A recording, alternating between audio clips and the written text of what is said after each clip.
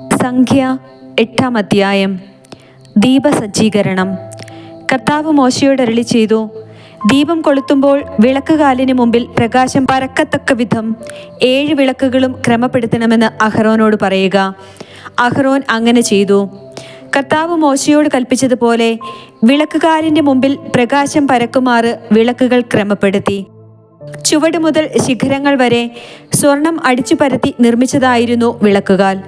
കർത്താവ് മോശയ്ക്ക് കാണിച്ചു കൊടുത്ത മാതൃകയിൽ തന്നെയാണ് അതുണ്ടാക്കിയത്. ലേവ്യരുടെ സമർപ്പണം. കർത്താവ് മോശയോട് അരുളി ചെയ്തു, ലേവ്യരെ ജനങ്ങളുടെ ഇടയിൽ നിന്ന് വേർതിരിച്ച് ശുദ്ധീകരിക്കുക. അവരെ ശുദ്ധീകരിക്കേണ്ടത് ഇങ്ങനെയാണ്: പാപപരിഹാര ജലം അവരുടെ മേൽ തളിക്കുക. ശരീരം മുഴുവൻ ക്ഷൗരം ചെയ്ത് വസ്ത്രങ്ങൾ അലക്കി അവർ തങ്ങളെ തന്നെ ശുദ്ധീകരിക്കുകയും വേണം. അനന്തരം ഒരു കാളക്കുട്ടിയെയും ധാന്യബലിക്കായി എണ്ണ ചേർത്ത നേരിയ മാവും അവർ എടുക്കട്ടെ. പാപപരിഹാര ബലിക്ക് മറ്റൊരു കാളക്കുട്ടിയെയും എടുക്കണം. ലേവ്യരെ സമാഗമ കൂടാരത്തിൻ്റെ മുമ്പിൽ കൊണ്ടുവരികയും ഇസ്രായേൽ സമൂഹത്തെ മുഴുവൻ അവിടെ വിളിച്ചുകൂട്ടുകയും വേണം. ലേവ്യരെ കർത്താവിൻ്റെ മുമ്പിൽ കൊണ്ടുവരുമ്പോൾ ഇസ്രായേൽ ജനം അവരുടെ തലയിൽ കൈവയ്ക്കണം. ഇസ്രായേൽ ജനത്തിൻ്റെ നീരാജനമായി കർത്താവിന് ശുശ്രൂഷ ചെയ്യാൻ അഹ്റോൻ ലേവ്യരെ അവിടത്തേക്ക് സമർപ്പിക്കണം. ലേവ്യർ കാളക്കുട്ടികളുടെ തലയിൽ കൈവയ്ക്കണം. അവരുടെ പാപപരിഹാരത്തിനായി കാളക്കുട്ടികളിൽ ഒന്നിനെ പാപപരിഹാര ബലിയായും മറ്റേതിനെ ദഹനബലിയായും നീ കർത്താവിന് അർപ്പിക്കണം. അഹ്റോന്റെയും പുത്രന്മാരുടെയും ശുശ്രൂഷയിൽ അവരെ സഹായിക്കാൻ ലേവ്യരെ കർത്താവിന് നീരാജനമായി അർപ്പിക്കുക. ഇപ്രകാരം ഇസ്രായേൽ ജനത്തിൻ്റെ ഇടയിൽ നിന്നും ലേവ്യരെ നീ വേർതിരിക്കണം. അവർ എൻ്റേതായിരിക്കും. ശുദ്ധീകരിക്കുകയും നീരാജനമായി സമർപ്പിക്കുകയും ചെയ്തു കഴിയുമ്പോൾ സമാഗമ കൂടാരത്തിൽ ശുശ്രൂഷ ചെയ്യാൻ ലേവ്യർ അകത്ത് പ്രവേശിക്കട്ടെ. ഇസ്രായേലിൽ നിന്ന് തിരഞ്ഞെടുക്കപ്പെട്ട അവർ പൂർണ്ണമായും എനിക്കുള്ളവരാണ്.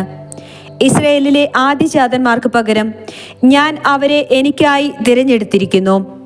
ഇസ്രായേലിൽ മനുഷ്യരുടെയും മൃഗങ്ങളുടെയും കടിഞ്ഞൂലുകളെല്ലാം എനിക്കുള്ളതാണ്.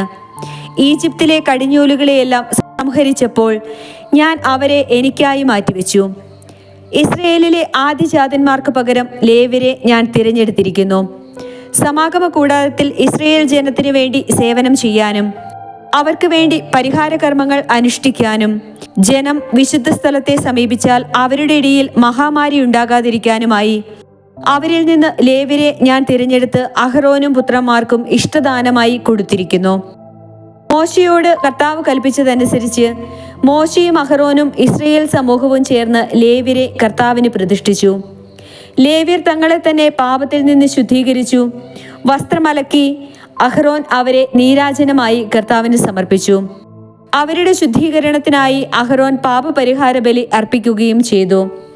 അനന്തരം സമാഗമ കൂടാരത്തിലെ ശുശ്രൂഷയിൽ അഹ്റോനെയും പുത്രന്മാരെയും സഹായിക്കാൻ ലേവ്യർ അകത്ത് പ്രവേശിച്ചു. കർത്താവ് മോശയോട് കൽപ്പിച്ചതനുസരിച്ച് അവർ ലേവ്യരോട് പ്രവർത്തിച്ചു. കർത്താവ് മോശയോട് അരുളി ചെയ്തു, ലേവ്യരെ സംബന്ധിക്കുന്ന നിയമം ഇതാണ്: 25-ഉം അതിന്മേലും വയസ്സുള്ള ലേവ്യരെല്ലാം സമാഗമ കൂടാരത്തിൽ ശുശ്രൂഷ ചെയ്യണം. 50 വയസ്സാകുമ്പോൾ ശുശ്രൂഷയിൽ നിന്ന് വിരമിക്കണം. പിന്നെ ശുശ്രൂഷ ചെയ്യേണ്ടതില്ല. എന്നാൽ സമാഗമ കൂടാരത്തിൽ ജോലി ചെയ്യുന്ന സഹോദരന്മാരെ അവർക്ക് സഹായിക്കാം. അവർ നേരിട്ട് ചുമതല വഹിക്കേണ്ടതില്ല. ലേവ്യരെ ചുമതല ഏൽപ്പിക്കുമ്പോൾ നീ ഇങ്ങനെ ചെയ്യണം.